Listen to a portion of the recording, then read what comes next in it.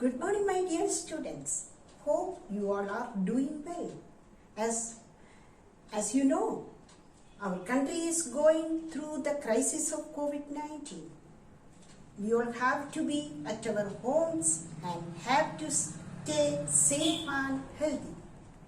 So before going further, let me introduce myself. I am Lalamma Yastirian and I will be teaching you English this session.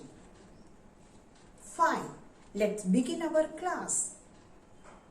Okay, the first chapter of your English literature is Magog and I, which is written by Jim Corbett. In this chapter, a boy and his pet dog had an unforgettable memory.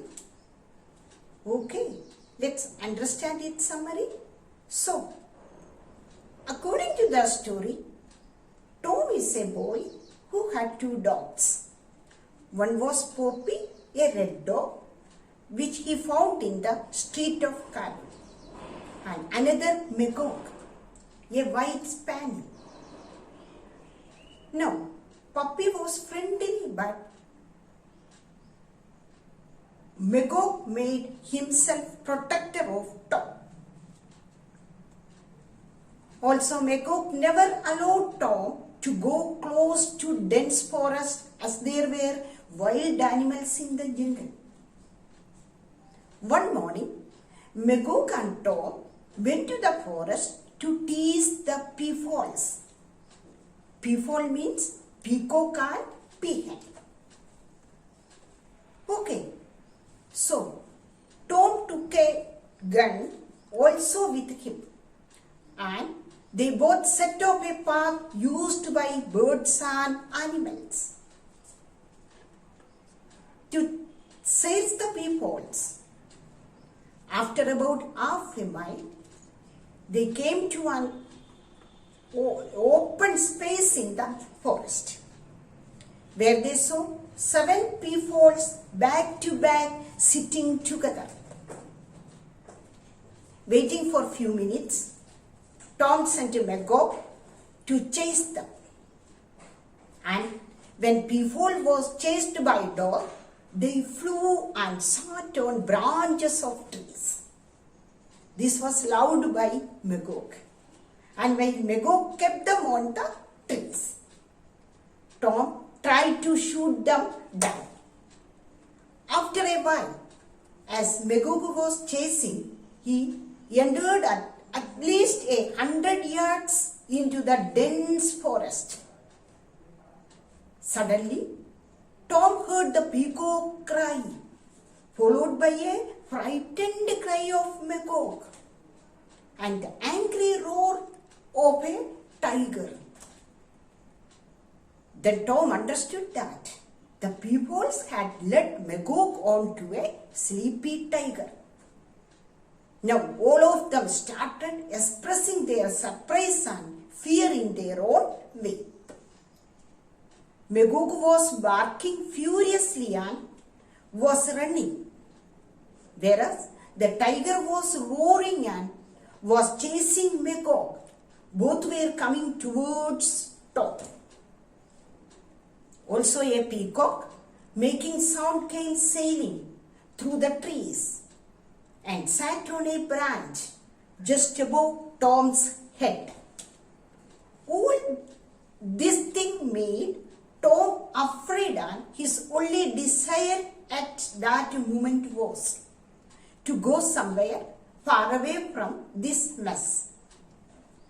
Now, Tom was also running, indeed in a great speed, and after a while, Tiger was left behind by Tom and Magog. And the only thought that Tom had that moment was that how easily a tiger made a big dog and a small boy ran for their lives. Did you see how mischief made a terrible morning for Tom and Magog? I hope you understood the summary of the chapter. Now, students, take your course book, page number 4. Let's start our reading. Lesson 1, Magog and I. My brother Tom had 2 dogs.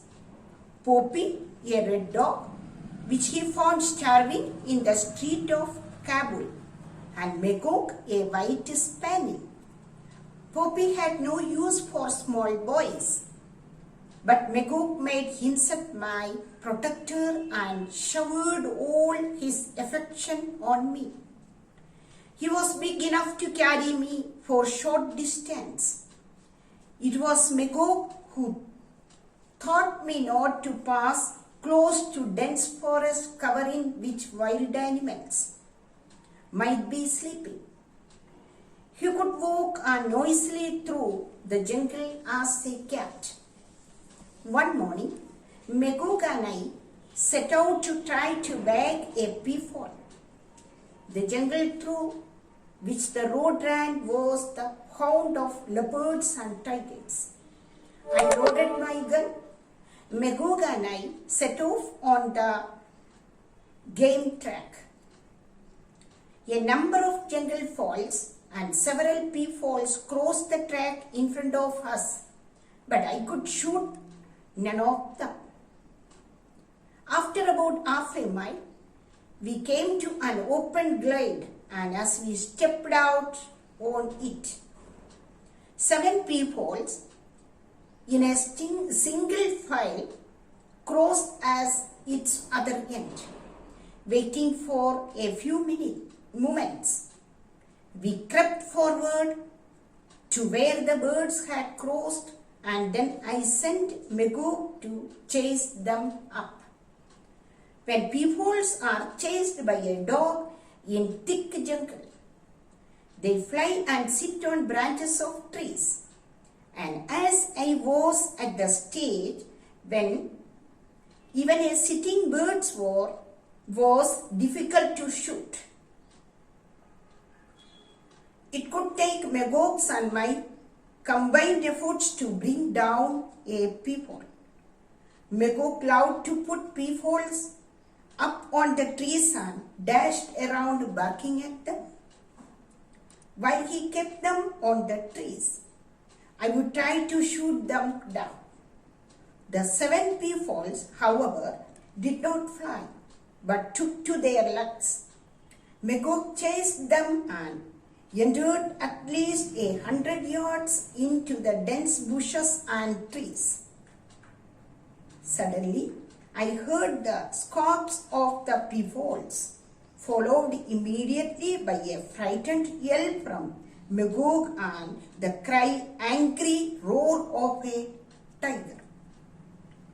The peafowl had led Magog on to a sleepy tiger.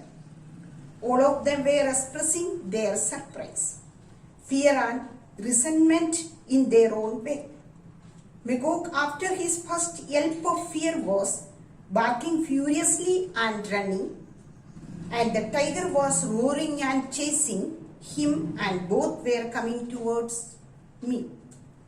In the general confusion, a peacock giving its alarm call came sailing through the trees and alighted on a branch just above my head. My only desire at that moment was to go somewhere far away where there were no tigers.